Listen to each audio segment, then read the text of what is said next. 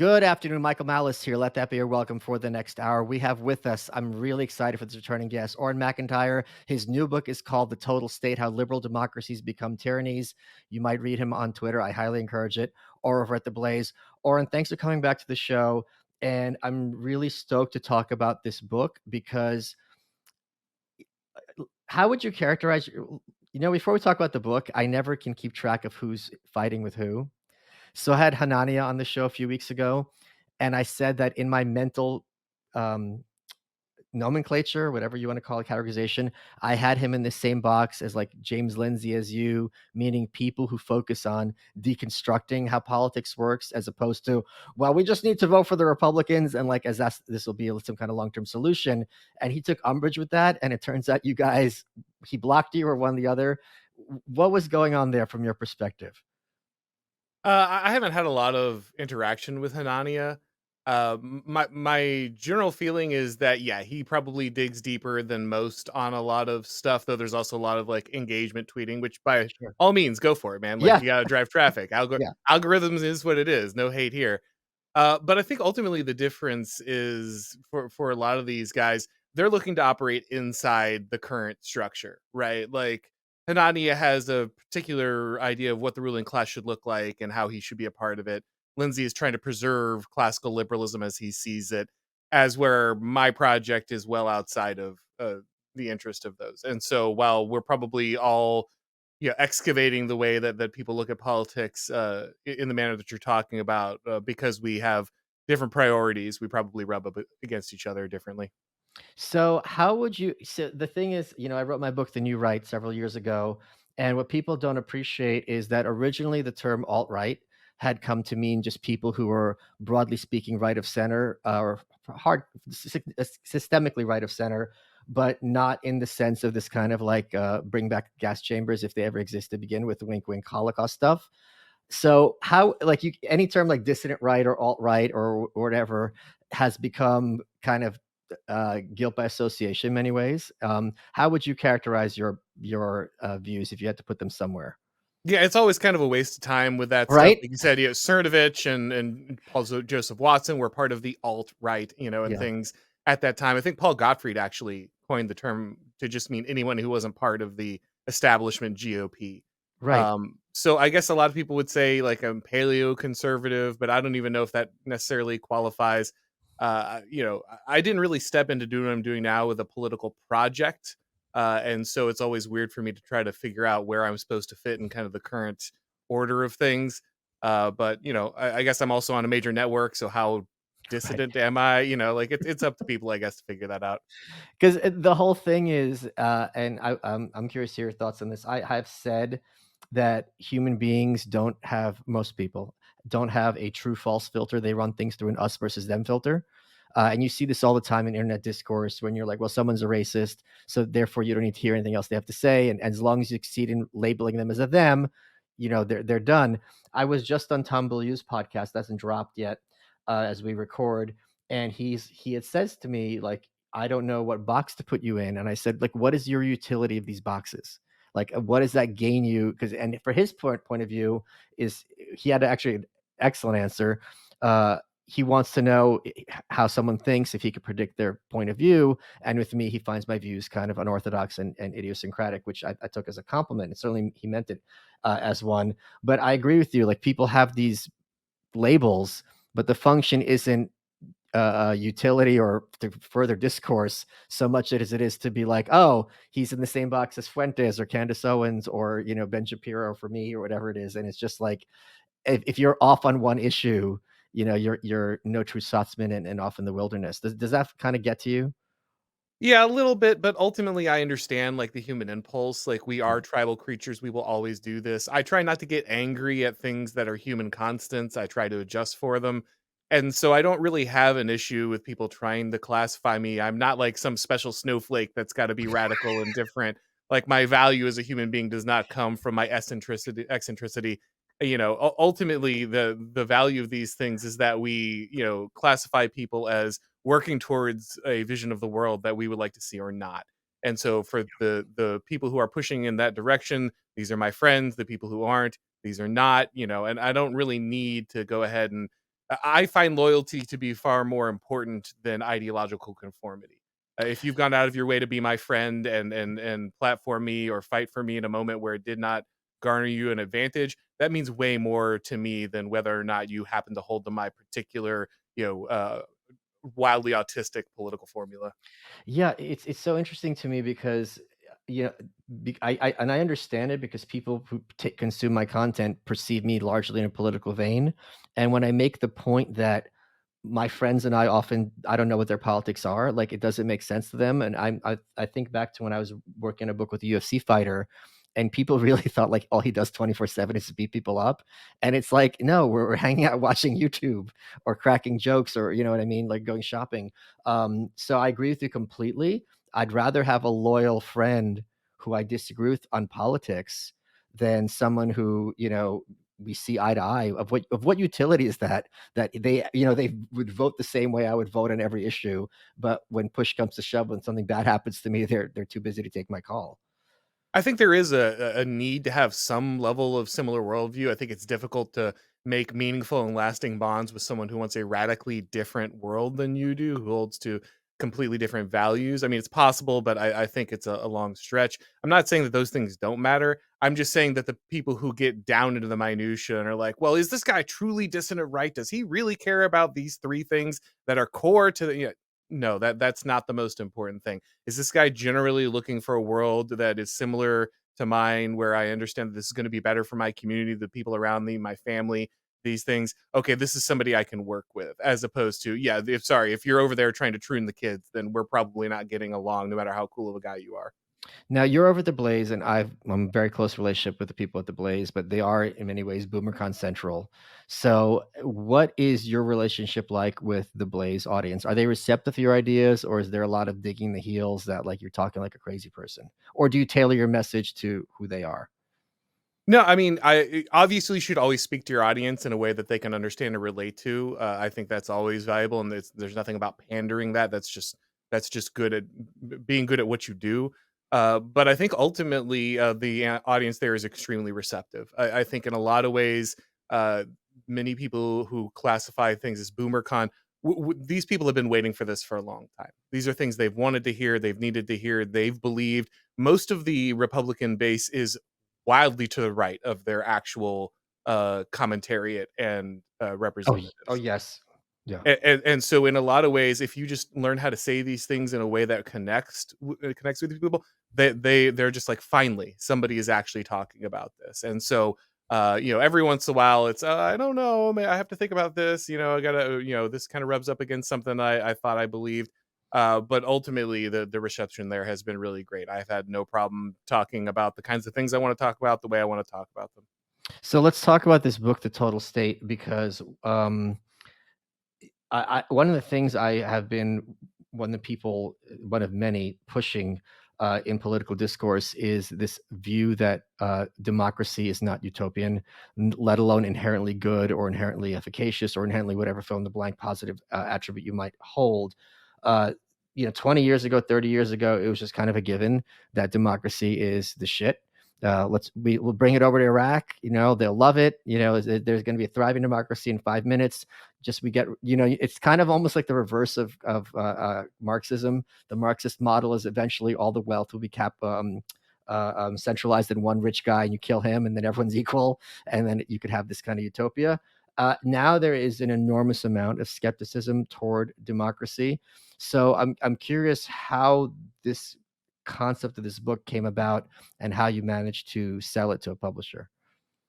Well, like a lot of people, I was kind of just doing the talk radio conservative thing. I believed in all kind of the statements that you had just made, that George Bush will just sprinkle a little democracy on Iraq and Afghanistan. It turns out that Jefferson and Hamilton and all these Right. guys are just hiding out somewhere in a cave in Afghanistan. And once we put them in charge, that will go Right. ahead and kind of turn those people into Americans. And over time, watching what was happening with Trump, and then watching what happened during the lockdowns, it just became really clear that actually none of this stuff prevented tyranny. That when tyranny came, the Bill of Rights, the Constitution, the popular sovereignty, none of this actually restricts government at all. And so, I started reading this guy you may have heard of, Curtis Yarvin, Mencius Moldbug back at the time. We didn't know his real name at the time. And he had, he was talking about some of the stuff that kind of clued me into like, okay, maybe I need to reevaluate a few of Yeah. my kind of priors on the American system. But the most important thing about reading Yarvin is his reading list, which Yes. led me to guys like James Burnham, Vilfredo Pareto, Gaetano Mosca, Bertrand de Juvenal, and as I went on kind of this odyssey of these like different political thinkers trying to uncover kind of like how we ended up in this situation, of course, Hans Hermann Hoppe and others who have written on this issue, I discovered that actually there's a long body of work explaining why democracy isn't actually the system of accountability, but accelerates the growth of the state. In fact, actually, the power and expansion of the state is really simultaneous with the expansion of the franchise, and democracy is an accelerant to state power, not a deterrent.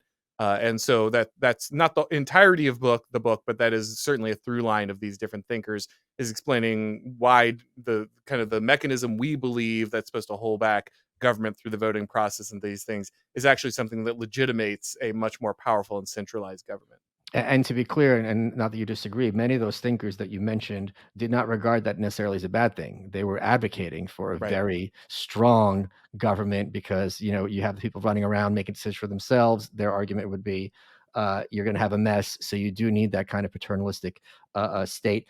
Folks, getting in good shape is hard, but Lumen has come along to make it a little bit easier and to make it a little bit fun. Lumen is the world's first handheld metabolic coach. It's a device that measures your metabolism through your breath. And on the app, it lets you know if you're burning fat or carbs, and it gives you tailored guidance to improve your nutrition, workouts, sleep, and even stress management. All you have to do is breathe into your Lumen first thing in the morning, and you'll know what's going on with your metabolism.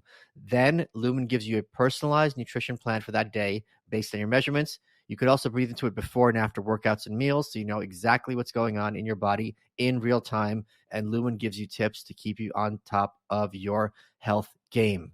Your metabolism is your body's engine. It's how your body turns the food you eat into fuel that keeps you going. And Lumen gives you recommendations to improve your metabolic health. Don't you want to be a hunk and an underwear model just like me? Well, you might not be able to, but Lumen will certainly help you go towards that direction.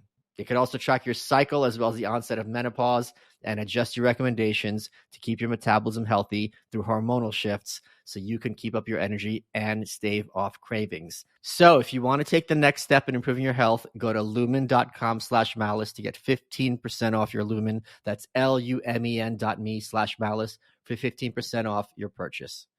Folks, I want to talk to you about Bone Charge. It's a holistic wellness brand with a huge range of evidence-based products to optimize your life in every way. It's founded on science, inspired by nature, and all Bone Charge products adopt ancestral ways of living in our modern-day world. Their extensive range of premium wellness products help you sleep better, perform better, more energy, recover faster, balance hormones, reduce inflammation. The list is endless. From blue light glasses to red light therapy to EMF management and circadian-friendly lighting, Bone Charge products help you naturally address the issues of our modern day way of life effortlessly and with maximum impact. And I wanted to take a second to talk to you about their infrared sauna blanket. If you're looking to burn calories to help with weight, if you're looking to ease stress and unwind, if you're very stressed right now, the infrared sauna blanket can help you with your problem. It works by raising your heart rate to that of physical exercise. So it burns calories while you relax. You can burn up to 600 calories in just one session. It's easy to set up, takes less than a minute, heats up rapidly. Just relax, 30, 40 minutes, read, watch TV, listen to your favorite podcast, something other than this, and you'll feel so much better. Easy to clean, simple and quick to set up, and stores away very, very easily. All you have to do is go to bonecharge.com/welcome, use code welcome to save 15%. That's BONCHARGE.com/welcome. Use code welcome to save 15%. It's a great way to feel cozy and to lose a little bit of that weight. Let's get back to the show. One of the funniest moments of, well, I don't want to say funniest, but interesting moments of my political discourse career was before I met Moldbug, and I discussed this in my book, The New Right. He and I were each asked if you could recommend one book to people to understand politics, what it would be. And we both said the same book, which is The Machiavellians by James Burnham. And I reiterate that today. It is the one book I would have people read. What do you think can you, for people to understand, for don't know, the Machiavellians is Burnham's look at four thinkers that he advocates as Machiavellians, who view politics not as we would like it to be or what we were told it is, but how it works in practice.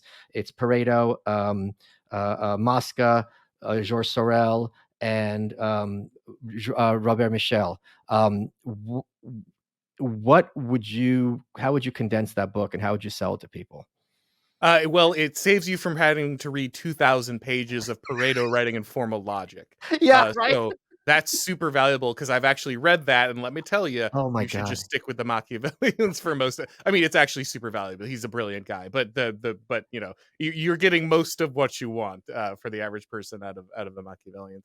But the book is great because it condenses a lot of what is called Italian elite theory. Yeah. Sorel's kind of the odd man out. He's not a part of that canon usually. But it's giving us the idea that ultimately politics is driven by the organized minority. That the idea of kind of the popular sovereignty, the idea that the people will rule, that through the democratic process we will arrive at some kind of, I don't know, divinely manifest understanding of the will of the people that will then inform the way that your rulers actually apply your laws and form these things is false. And so from McKell's, you get the iron law of oligarchy, which explains that ultimately the organized minority will always beat the disorganized majority. You get Gaetano Mosca, who has a number of different valuable insights, but the one I found particularly useful, which actually he doesn't describe in the book, but in the Machiavellian, so maybe it's worth reading a little more of Mosca outside of that.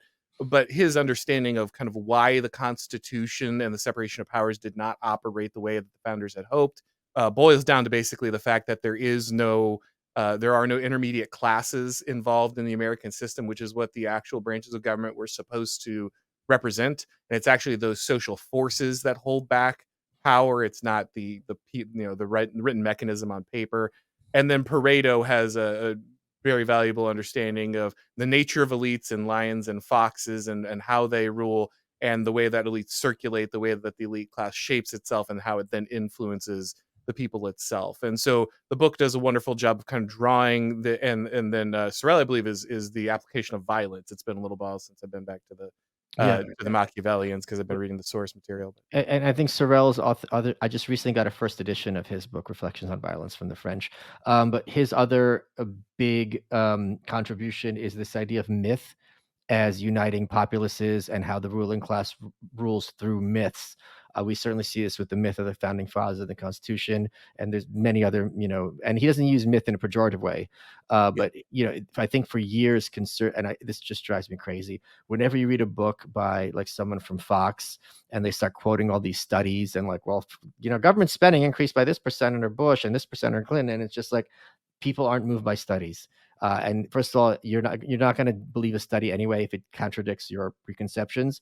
But people are moved by stories; they're moved by narratives, and this is something that the left does very well. These kind of big picture views of history. Don't you want to be part of this crusade to make the world a better place? And that's going to be much more exciting, even if it's false, than this idea of like, well, lowering the marginal tax rate is going to be better for poor people. Like you want to be part of something bigger than yourself, as opposed to, yeah, that's going to save me money at the supermarket at the end of the day.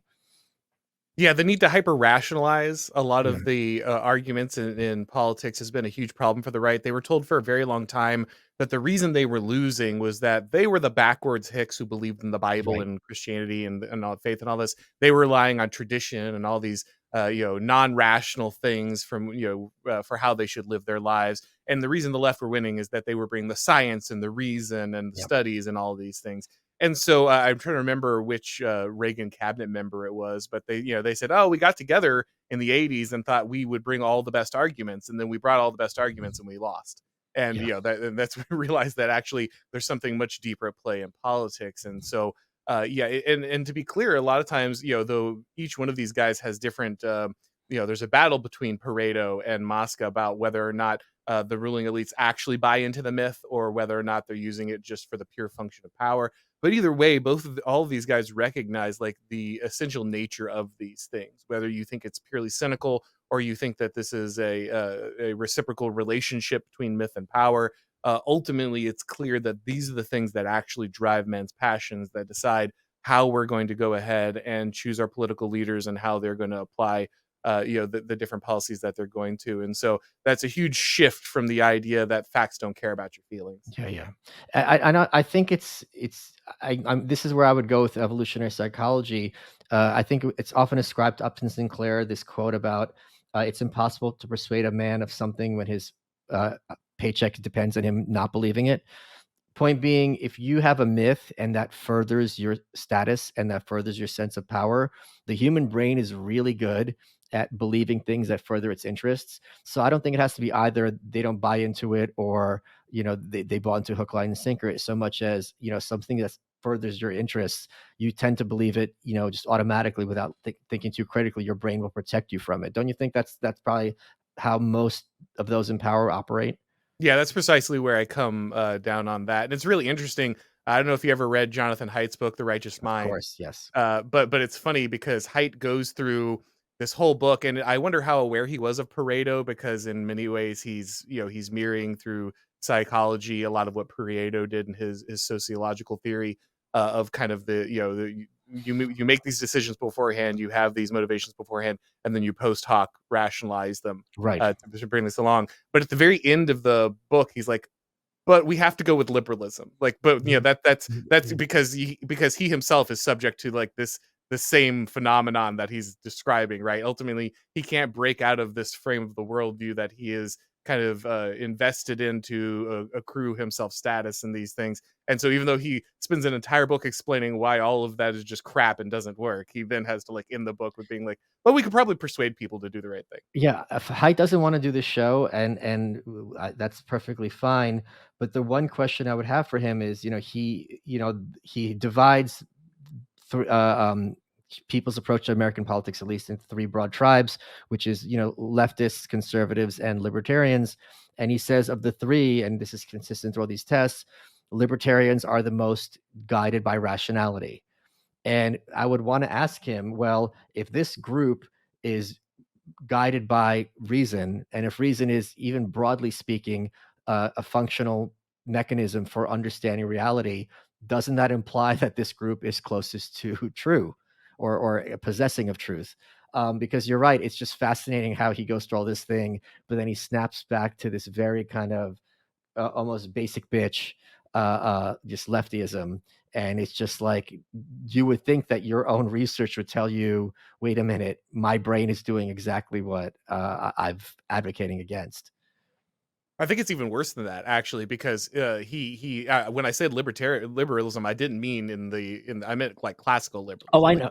yeah, Yeah. okay. So like he's bought into this idea that ultimately politics can still be mediated by this marketplace of ideas, even though he's just explained why no human is actually persuaded by the marketplace of ideas for hundreds of pages, and really well done. It's a great book. Everyone should read it. But it just is kind of amazing. And ultimately, by the way, I don't think that being guided by rationality is actually the best pitch for libertarianism, but we Oh, can no, get I'm not saying it's the best pitch, but if you had 3 groups of people, like, let's suppose you're blindfolded, right?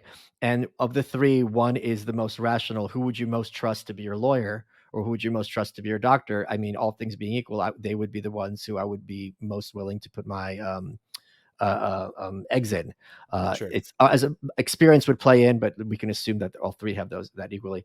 Yeah, yeah, it's fun. This is one of the things when I was, kicking and screaming with my editor on the new right, because it's such a publishing thing for you at the end of the book to be like, now put your view and be prescriptive. And I really hate that, because if you have this amazing text as Haidt did, which is just really revelatory, and I think basically politics can be regarded as before Haidt's book and after Haidt's book. It's that important from my perspective. And then at the end, the author has this complete like dipshit analysis. I'm not saying he does, but you see this Yeah. all the time. And then you're like, well, wait a minute. This guy's not that bright. Maybe the rest of this wasn't as impressive as I thought. It can't help. It can only undermine, but it's such a thing in publishing where you have to give your opinion. It's like, I'd rather give the facts or as best I can and have the reader draw his own conclusion than me be like, well, this is what this all means, because I'm much, in my view, and I think most people are better at presenting data than drawing conclusions from said data. Yeah, it's like altering the ending of the movie to give it a happy ending, like, Right. Terry Gilliam having to change Brazil to, like, have some kind of, terrible ending. Yeah, it's like, no, just let the work stand and let people go where they need to. You don't have to spoon feed people solutions, especially if you don't have them. Were you worried about getting a deal for this book, or has publishing gotten I know it was Regnery, correct?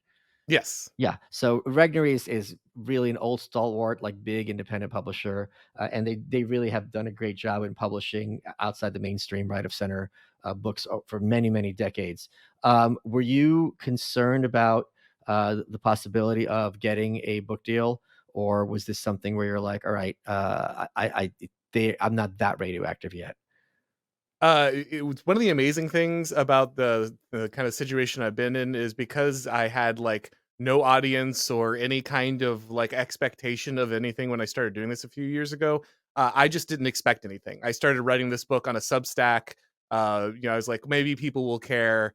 And then I got an email from a agent who's like, "Hey, I'm setting up meetings for you," and I'm like, "Yeah, sure, whatever, man." And then like a couple of weeks later, he's like, "No, seriously, I have meetings with publishers. You need to show up." I'm like, "Oh, okay." Like, and so I cannot claim anything. I have done no work. I didn't go write this with any particular intention, holding back, hoping for a deal. I didn't do the work of getting this in here.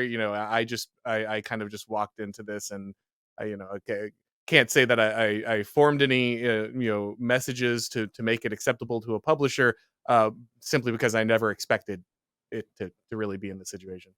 So one of the let's talk about this because one of the BoomerCon myths I hate, and I don't no, I take that back. I don't hate it. I understand it, but it is a myth. Is this idea that socialism becomes communism inevitably? This kind of slippery slope thing that's never happened. It's only happened in Venezuela. Every other time you had the total state, which is communism, that was always a result of revolution. Cuba, Soviet Union, all these other places. In other places, even the left kind of pulled back. Is that your view that at a certain point socialism will inevitably become communism? So I think the thing that's kind of interesting, when and this is of course the thesis of the managerial revolution by James Burnham, Right. is that really when we look at modern governments and we think, oh well, we in the 1930s we had fascism and communism and liberal democracy, and these are very distinct systems. He said ultimately, actually, these are all just managerial regimes. Yes. These are all different political formulas to go ahead and justify the centralization of power due to the need to have a top-down economy and Yeah. military structure, right? And so the communist one is pretty obvious to us because we've been trained to hate that one. Right. And the fascism obviously has was thoroughly defeated. But anytime someone thinks it might possibly exist somewhere on an internet and on board, we have to go destroy it. But the one that we're very comfortable with is our current liberal democracy. And so Yeah. the purpose of the book was really to explain that no, we're just one of these systems, right? That we're just another flavor of this system, and you can see the consistent application of these techniques across the different systems. And so the weird thing about communism is, of course, we all know that Marx said this was supposed to come from a collapse of capitalism, right? Like this is the contradictions of capitalism overwhelm it, and this is what creates the revolution. And actually, what we see is that communism was just actually used as an accelerant in third world governments to centralize power and modernize, right? It was an excuse to basically grasp enough power to take your third world country into a second world country state by jumpstarting mass production and consumption inside an otherwise feudal or primitive system. And so that's why what we see, that's why, for instance, Gramsci had to like backwards engineer how to make communism happen in the West because it was too materially prosperous. It had already industrialized without communism. Right. And so what you needed was to apply something besides the economic access, because the whole solution that communism was supposed to provide to the problem of modernity, it actually didn't do. The only thing it actually did was radically modernize third world countries. And so you had to revolutionize along gender and sex lines. So I think that's really the modern way that we see these trends, is that because Western liberal democracy actually served as a more robust managerial apparatus for the growth of state power. We didn't need communism, and that's why that's why a lot of people say, "Oh, America is becoming a communist country." What you mean is America is becoming more managerial, Yeah. which is something people don't Yeah, yeah. recognize. This term communist is used just basically to mean outgroup or everything I don't like. I remember one of my favorite I highly recommend if people are bored to spend the weekend getting inebriated and watching police body cam footage. And there was this one in some very wealthy Florida place where some Karen, and this is, I'm using the word correctly, was, very wealthy middle-aged woman, was told to leave a restaurant and refused, and she actually starts hitting the cops and they arrest her, and she starts screaming like, I can't believe this is happening to a grandmother, a mother, and someone who volunteers at her church.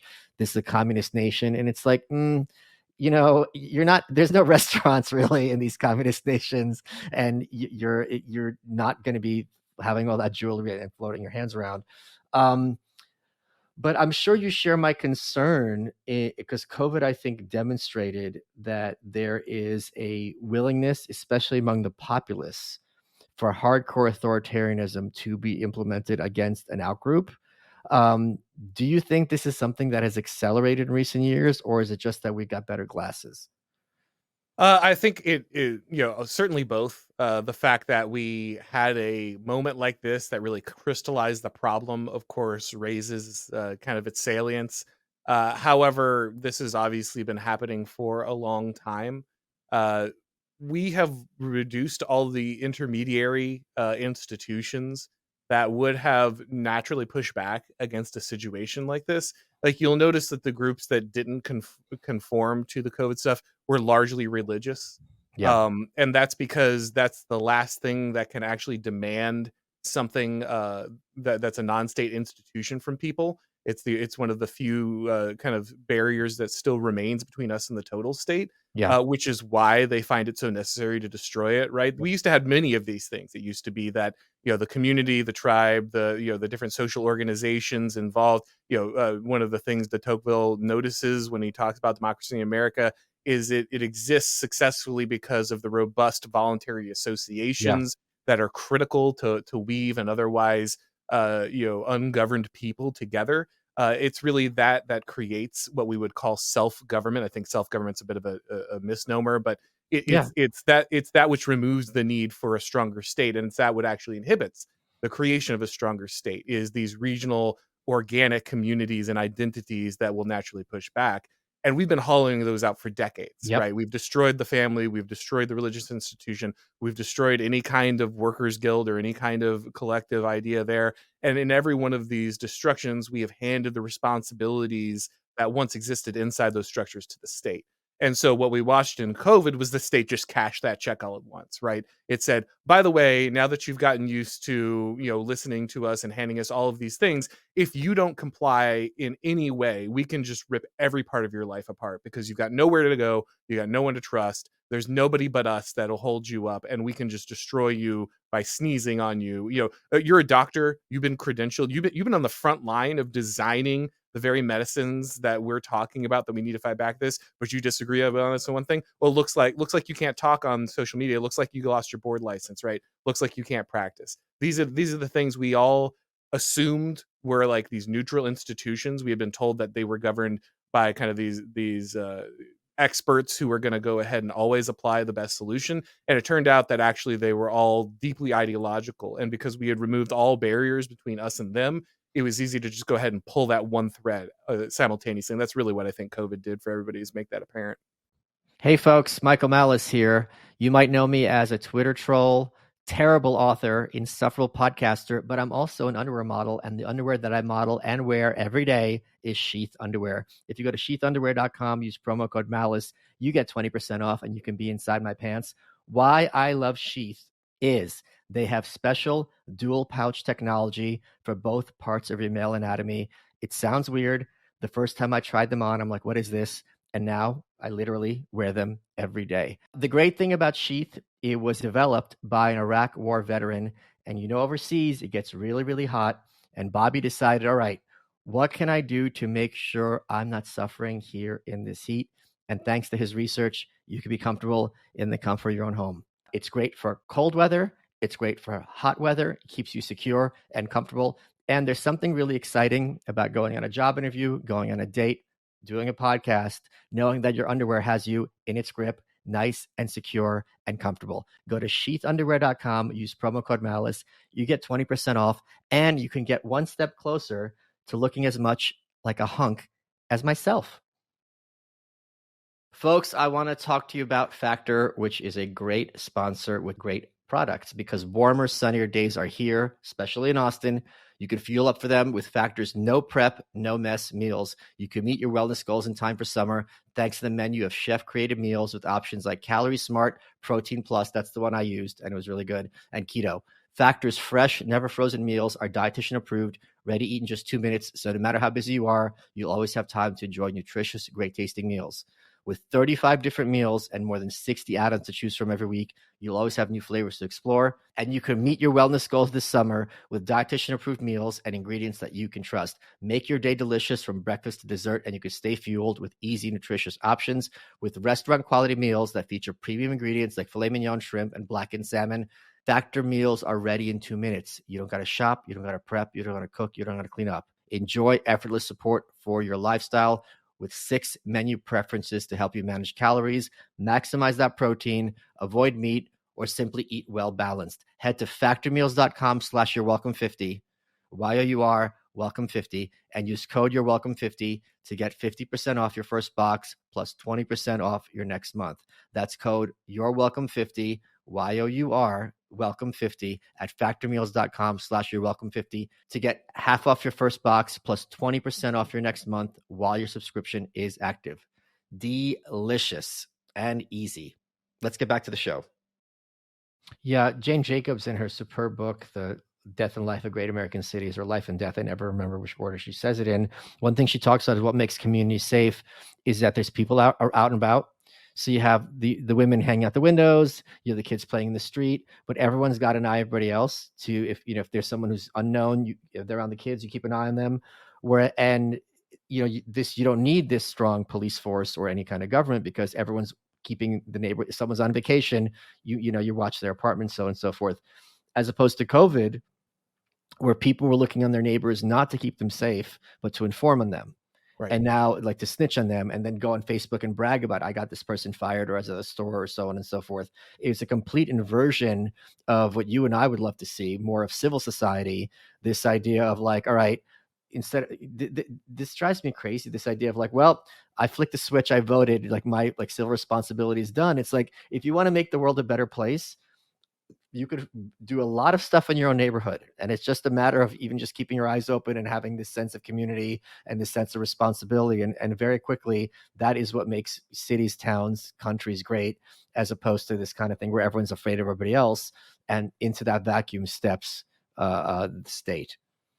And you can even see what having some shared idea of kind of a vision for your community does even at a wider level. So, for instance, I live in Florida, and my COVID experience was radically different than everybody else's because we had a concentration of people who just said, no, we're just not doing this. That's nice. We have no intention of following those. And a lot of people have moved down here. We've turned this from a purple state trending blue to a deep red state. And it was just COVID. It was just the fact that people are like, no, I'm not going to live life this way. Right. And so when you build those communities that are already resistant to that, then that can filter up into larger forms of social organization that can then stand against something the central government is trying to push down, which, by the way, was the whole point of having, a federal system. That was the whole idea of having state governments and local governments, was for exactly this reason. But again, there's been a steady application of state and non-state actors stripping out all of the independence and decision making from every one of these different levels of community and government, which has allowed them to go ahead and centralize power and just run the fire straight up. There's no fire breaks anymore. We removed all of them. We thought that we were making things more efficient. We thought that we were homogenizing things in a way that would increase our own prosperity and make us safe from other institutions. And ultimately, all we've done is just opened ourselves up to a state that can then go ahead and pull the plug in one moment. So let's see if you can spoil the book a little bit, but what are the techniques that are used to turn a liberal democracy into a tyranny? Well, like I said, I think the first thing is going ahead and removing those social spheres. When Yeah. we look at the Constitution, right, we think of the three branches of the government, the separation of powers. This is the stuff that really matters, right? This is what actually stopped it. This is what so many conservatives believe, right? We've deified the Constitution as some kind of sacred document that by itself binds government. I mean, it's written down on a piece of paper. You've got to follow it. Those are the rules, right? That's just how we know government works. But ultimately, that's not what anyone believed when they wrote the Constitution. In fact, Baron de Montesquieu, who was the inspiration for much of the framework of the Constitution, well, when he talked about separation of powers, the reason the separation of powers matters is that they represented different forces inside your society. And those different forces pulled their power from different interests. And so you have the church, you have the nobility, you have the merchants, you have the peasants, you have all of these different groups who are supporting different aspects of society. And that power coming from different places means that when it has to get together and negotiate, they naturally push back against each other's interests. That's the power checking power that was supposed to exist inside the American Constitution.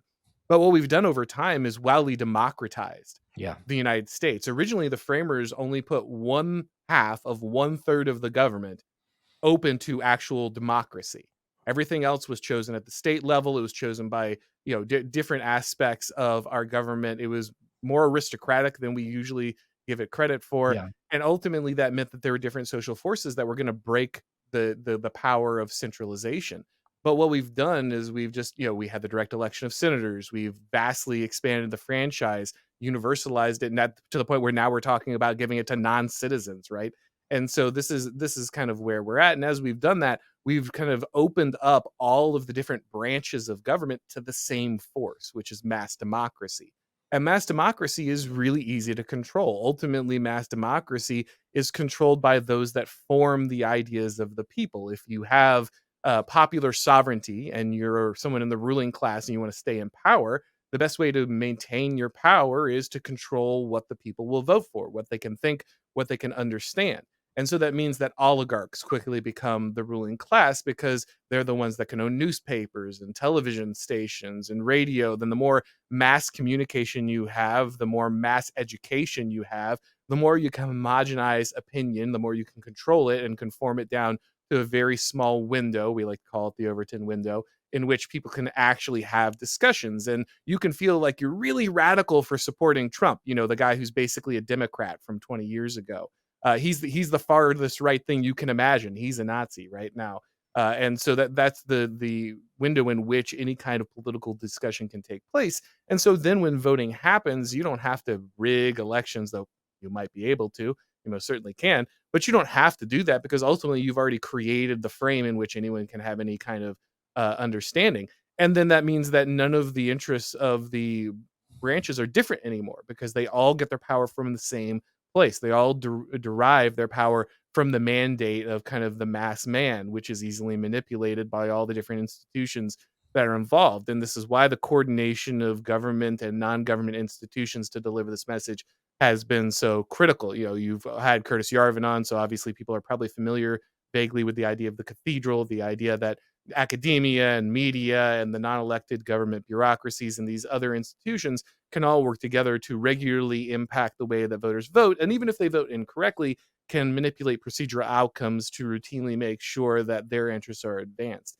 And so that's how, even though you have a democratic process involved, you actually can regularly expand the government because at the end of the day, are you going to stand against the will of the people? I mean, you might have been able to stand Right. against the will of one king, but are you really going to fight the entirety, your neighbor, everyone around you? Their opinion is now validating the people in charge, even though that's not really their opinion. It's what's been received by them. Right. But that's what you're arguing against. And it's also fascinating how there's this view that, the person in power, whether senator, governor, or president, is representative of the people. Hashtag not my president. So they don't believe what they say, even as they say it, just whatever heuristic they can grab at a moment to further their agenda. And this is why I think so many conservatives are wasting their breath because they think and they sit down and they're like, oh, well, at least I know the difference between a man and a woman. It's like these people in power don't really care about so-called trans people. They just care about what can they use to further their control and to marginalize you and make you kind of irrelevant or taboo. And therefore they'd have the whole playing field to themselves. And thankfully, I think people like you and myself and a few others have gotten increasing people to understand, and increasing right people, not just, I'm not, it's not a numbers game, that this is not being done in good faith. Yeah, I think that is really the key thing for people to understand. They look at the marketplace of ideas and they think, oh well, the Darwinian process, right? Right. The best idea comes out, and we discuss it and debate it, and ultimately that's what rises to the top. But of course, if you look at just look at right wing cultural issues over the last few decades, right? Obviously, Roe versus Wade is not a popular decision when it happens. It's not the will of the people, but Right. judicial fiat goes ahead and overrules that. The same thing is true with a Burgerfeld and gay marriage. You had Prop 8 in California functionally banning gay marriage in 2008. That's one of the most left-wing states in the union, Yeah. and it wasn't that long ago before Hillary Clinton and Barack Obama had to talk about how they supported the traditional family. They couldn't get elected otherwise. And today you'll get fired for holding the opinion that Barack Yeah. Obama ran on when he became president. And so, do you think any of this was popular understanding? Do you think that they won the marketplace of ideas? No, there was a manipulation through the law, through governing institutions, through academia, through media to deliver that message. You can feel however you want about those specific issues, but the idea that these things won a battle in the hearts and minds of Americans and that's why democracy works is insane. That's just clearly not true. And this is why the left is insane about the Supreme Court, right? Because they've been using it Yeah. for, decades, to go ahead and destroy public opinion at every turn to thwart democracy. They did so proudly. And now the fact that it may not be 100% left wing, that it might actually deliver a few decisions that push back against left wing sacred cows, means it is now a danger to democracy because they're not the ones wielding it anymore. Yeah. Where do you stand in terms of? I think this election is going to be very interesting, because I think this is the first time where both, broadly speaking, political tribes will not regard the outcome as legitimate. I think in 2016, if Hillary had won, the Republicans would be like, "Yeah, what do we think? Like, we're not going to get Trump in the White House, but it's worth a shot." Um, but I think this is like, okay, like, this is not going to be real, and I think that is a big tipping point in terms of cultures. Not that they can't be reversed. I'm curious as to your thoughts as to what 2014 is going to mean for the future of, quote unquote, our democracy. Yeah, democracy is a dead man walking, Yeah. Okay. 100%. Like every I am 40 years old, and every election of my adult life has been called into question. It started with Bush versus Gore in 2008, right? Then it's Barack Obama and his birth certificate. Then it's Trump and his and the Russian collusion narrative, and then it's 2020 and everything that happened with the voting process there with the pandemic.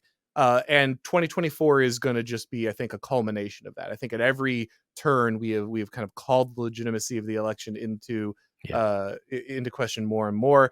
You see this now. The Democrats are laying the groundwork. This is not some kind of accident. They know what they're doing here. They're questioning the Supreme Court on a very regular basis. It's very important to call, oh, it turns out that Alito and Clarence Thomas just happen to be the two most stalwart conservative justices and are also the only two that have any problems, Yeah.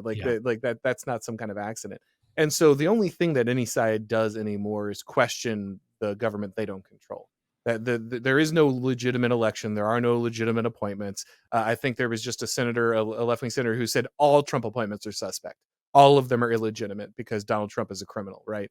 And so that's really the point that we're at now. When they say our democracy, that's exactly what they mean. The one they control, the one they're in possession of. And so does a huge bit amount of damage to the ruling formula of our elites, because popular sovereignty has been such a critical justification for that. And this puts us in a very dangerous position. Anytime you're in a scenario where half your population is bound to discount the legitimacy of those in charge, that's never a recipe for a great time.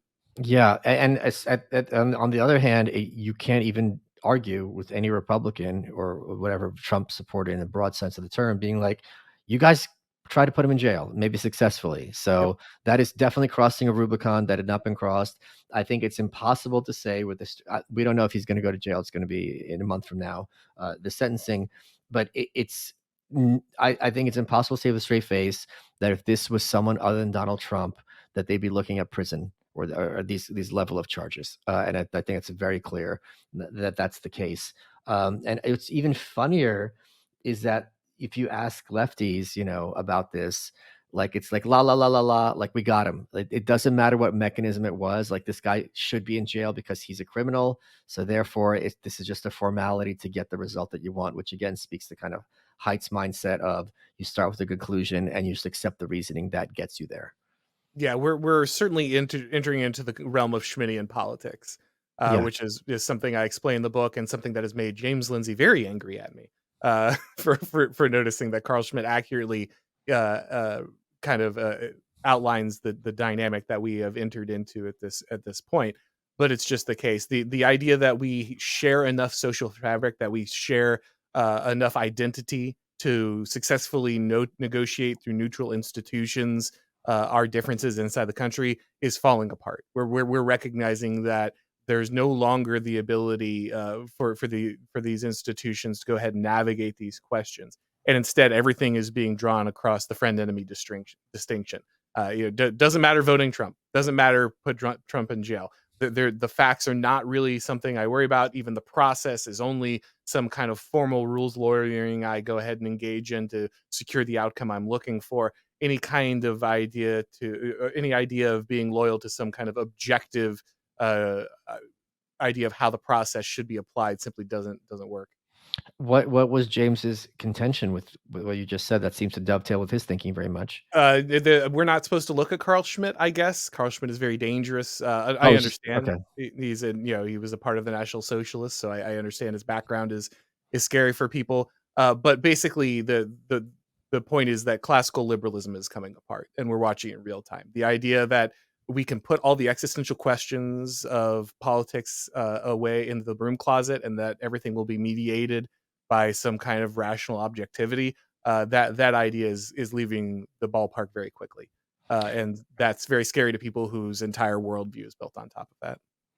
Oh, okay, that's interesting. Okay, I'll have to ask him about that at some point because I respect James very much, and I sure hope you do too as well. And I hate it. Everyone's beefing with everybody. It's just I'm not, which is kind of weird because I'm such a nasty prick. But here we are. Hi, it's Kellyanne Conway. And I'm David Plouffe, and we have some surprising news. We're teaming up for a brand new podcast, The Campaign Managers. I know what you're thinking. Why would Plouffe and Kellyanne do this? Because frankly, Kellyanne, we disagree on just about every issue, except about what it takes to win a presidential campaign. Kellyanne ran Donald Trump's campaign. I ran Barack Obama's campaign. We understand things like early vote. We understand how to leverage an opportunity and how to play defense when you've made a mistake. 2024 is an election like none other, and David Plouffe and I are going to take you behind the scenes like no one else can. We're going to lean into our one-of-a-kind experiences, really educate our listeners about what to keep an eye on, and discuss the current strategies and tactics that both campaigns are deploying on the campaign trail. We're going to disagree, we're going to dissent, but we're going to deliver. You won't want to miss this unique pairing. Join us by listening to The Campaign Managers with Kellyanne Conway and David Plouffe. The first episode is out May 22nd, available wherever you get your podcasts. Folks, Homes.com knows that when it comes to home shopping, it's never just about the house or condo. It's about the home. And what makes a home is more than just the house or property. It's the location and the neighborhood. If you have kids, it's also schools, nearby parks, transportation options. That's why Homes.com goes above and beyond to bring home shoppers the in-depth information they need to find the right home. And when I say in-depth, I'm talking deep. Each listing features comprehensive information about the neighborhood, complete with a video guide. They also have details about local schools with test scores, state rankings, and student-to-teacher ratio. They even have an agent directory with the sales history of each agent. So when it comes to finding a home, not just a house, this is everything you need to know all in one place. Homes.com, we've done your homework. Let's get back to the show. What do you think is this is a good question. I'm proud of myself because I asked this myself as well. What do you think is the most cogent leftist critique of what you are advocating or analyzing rather? What would be the most? Honestly, I feel like I get more critiques from the center right than I would from the left. I don't think the left would bother with most of what I'm saying here. I guess the main thing would be ultimately what I'm calling for is the return of institutions and authorities that the left has largely labeled as dangerous. The religious communities, patriarchal families, traditional structures that stood between the state and the individual have been demolished largely because the left deemed them to be dangerous. That you children needed to be rescued from their intolerant parents, Yeah. and that the idea that a husband and wife would have a relationship in which the state could not intrude, would not have authority, would be terrifying to them, right? And so I think they would argue that many of these institutions that were part of traditional life were intentionally dissolved or made weak because the state we should be able to mediate this. We should all have a say in each one of these interactions. That's the only way to protect people from these kind of backwards traditional ideas. And so I think they would probably be terrified that someone would be saying, no, actually, the all of these things that you've spent, because so much of the state's power, so much of its architecture comes from the fact that it's dissolved all of these organic institutions on which we relied. And the only way to reduce the power of the state is to put that authority back into those institutions. The big conclusion that kind of blew me away as the talk radio conservative is that nobody is an individual. Like, we are all always going to be dependent on others. We will always be part of communities. We all, God forgive me for saying this, but exist in a society, right? Like, this is how we actually function. And if we won't be ruled by our churches, if we won't be ruled by our fathers, if we won't be ruled by our community, we will be ruled by the state. Like, those are the only options. And so that's going to be a huge problem for a lot of leftists, because the thing that they think was most important was to remove all those Yeah. traditional identities so that the state would ultimately get to mediate all of these decisions. One of my favorite bands is a group called Saint Etienne, and one of their compilation albums is named after a Beach Boys song, which is called "You Need a Mess of Help to Stand Alone." And I've got that poster signed by all three of them, framed and hanging in my living room. And I get this a lot when people are like, "Oh, you're an anarchist. Like, in an anarchist society, you'd be the first one killed." And it's like, why do you think I'd be responsible for my own security? Do you think I'm going to be responsible for my own healthcare? Do you think I'm going to be growing all my own food, making my own clothes, making my own computers? It's nonsensical. So I this point you make is really valid. We do need other people to help us in different aspects of our lives, and when those communities are based on voluntary principles, and you have an investment in these long-term communities, especially, like, how great would it be if there's a store you go to all the time, and you can rely on them, they can rely on you. That is that kind of stable society that would maximize human flourishing, as opposed to this idea where, like, every 4 years, you're just going to kind of uproot the apple cart and hope for the best. I mean, that is the alternative that they're proposing. And at some point, people that they hate are going to win those elections. And you have to say this with Republicans as well. This idea that, like, if there's just one more, Democratic president, it's the end of America. And they never quite say what end means, unless you're going to argue that every country on earth has been destroyed already, in which case, what does destroyed mean? And at a certain point, these private small communities, I don't want to say private, but you know what I mean, are the best bulwark, to use a term you and I both kind of don't like anymore, against the power of the total state. Where do you see? Go ahead, please. Well, I was just going to say, well, I think ultimately the solution that Leviathan has engineered is just to go ahead and assure that the democratic mechanism no longer makes any changes, right?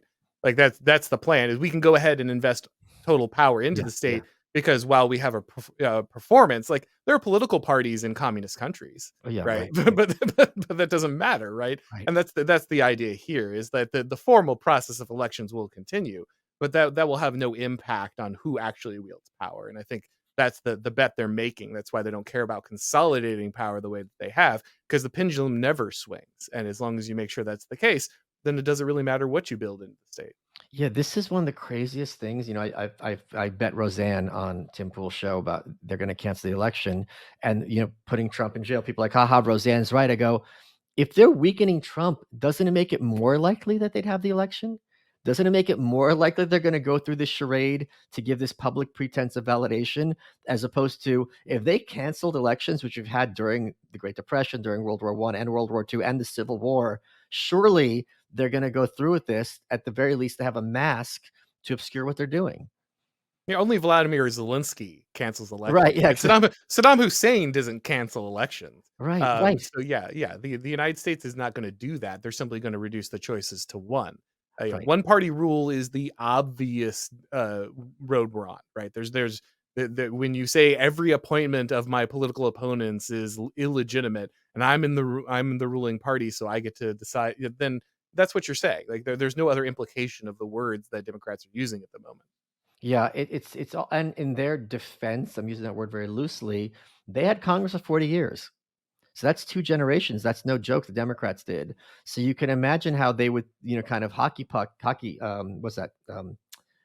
Hockey stick the projection and be like, all right, our norms is going to be, you have some kind of marginal Republican party and they get a few governors here or there, but we're going to be the ruling coalition in Washington. And our framework for how this country works is within that context of Democratic hegemony in DC. In 94, when Newt Gingrich and the Republicans took Congress the first time in 40 years, this wasn't supposed to happen. And from their case, like, they didn't really do that much, so they could kind of exhale. But at a certain point, even though Trump isn't governing in a particularly radical way, he is radical in the sense that he is questioning their superiority and legitimacy. And that, as the Machiavellians all like to point out, is really an Achilles heel for those who would rule. One of the most revealing moments I've seen in a long time was Sam Harris when he gave that infamous interview about keeping the bodies, and I don't care if Biden has 13-year-old bodies stacked in the basement, like I get rid of Trump.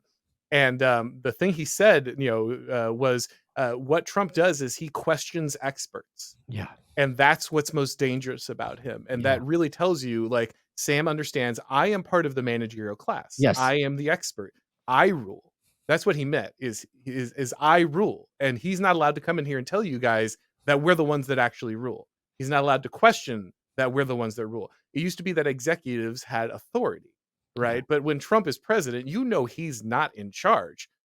Fauci's in charge, right? And it was so clear that the election didn't matter because the experts were the ones who actually ruled in that moment.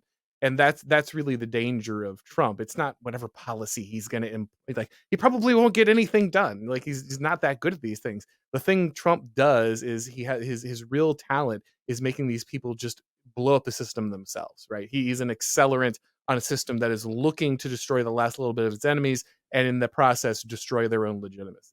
And I will also defend Trump, broadly speaking, in this sense, and I'm positive you'll agree. When COVID first hit and the media was at a level I don't think I've seen since 9/11, it's probably even worse than that in terms of apoplexy and panic.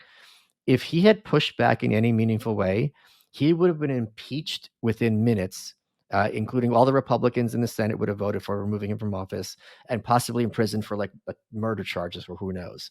Like, he did not have that space, given that media environment at the beginning, to push back in any meaningful way, because the idea was this is Armageddon. So all hands on deck. We do need that total state. Yeah, there was certainly a moment, especially, and the same thing with the BLM riots, right? If Oh, he yeah. had deployed the National Guard, it would have been Trump's mowing black people down in the streets. Right.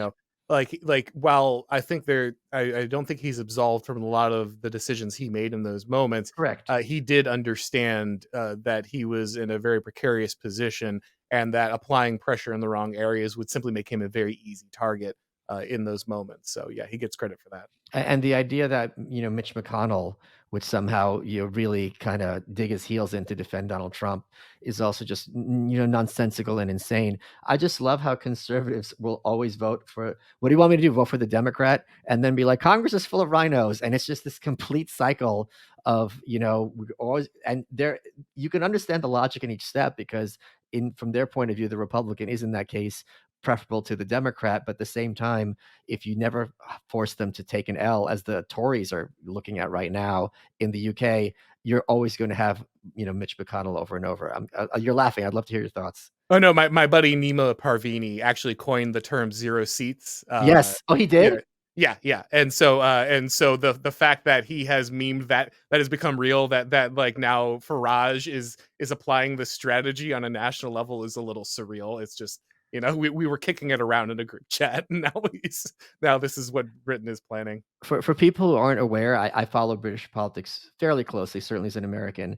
The Tories had 14 years. I didn't realize it was 14 years of governing the UK. They've got nothing to show for it. The only thing that they have to show for it was Brexit, which they did not really want, but was a referendum that they kind of grudgingly accepted and implemented.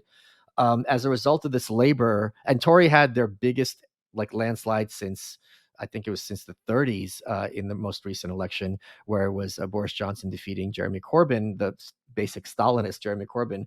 But now the tides have completely turned. They're looking at their lowest. I went back, I think it's like 1919 to be below 100 seats. But Farage just took over as the Reform Party, which is, in many ways the Brexit coalition. And there's this tipping point and this is also very much in line with Machiavellian thinking, the Machiavellians. When you have an air of legitimacy, things all of a sudden, there's less of a cost to join that bandwagon. We saw this in 2008, where when Barack Obama beat Hillary Clinton in Iowa, it's like, holy shit, this guy can actually win. It became a self-fulfilling prophecy. It's not a risk to vote for him. Perot was in first place until he quit in 1992. So when you have a third party that looks like it could actually win, it gets really, really exciting for people. And as we record, I don't know if you know this, Auron, the Reform is within margin of error with the Tories. So it's very possible that the Tories will be destroyed in this parliamentary election. And this is one of the reasons Rishi Sunak called it, because if you look at the charts, the Tories were consistently going down and Reform was consistently going up. And at a certain point, you just got to rip off that Band-Aid.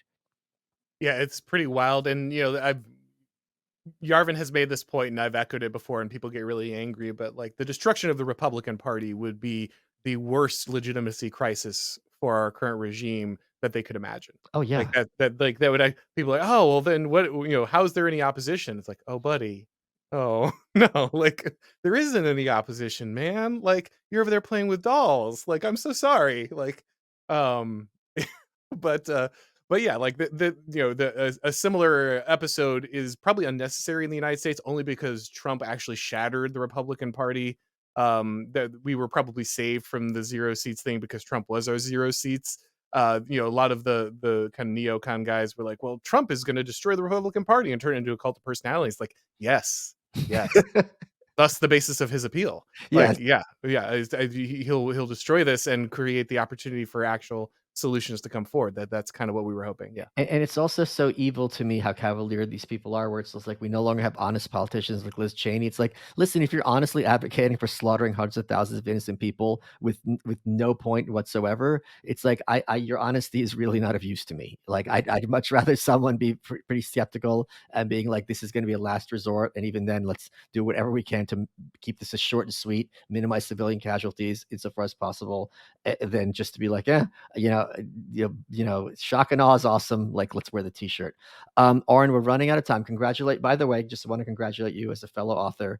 Once you have a book, that's an accomplishment that can never be taken away from you. So congratulations to you. And by the way, and I don't know if this happened to you, but it's happened to me and everyone else I know. There's probably a lot of people in your life who you're close to who haven't been bothered to read it. And it certainly drove me crazy. So don't take it personal if that has happened to you. If your parents or your siblings are like, oh, that's great, and they don't care, it's not your unique experience to you if that has happened. Yeah, no, you're always the kid who just dropped pudding on yourself in 3rd grade, right? Oh, you wrote a book. That's nice. Right. Good for you, buddy. Yeah. Auron, we're running out of time. What has been your favorite part of this interview? I knew this was coming and I forgot to think about it. You are welcome.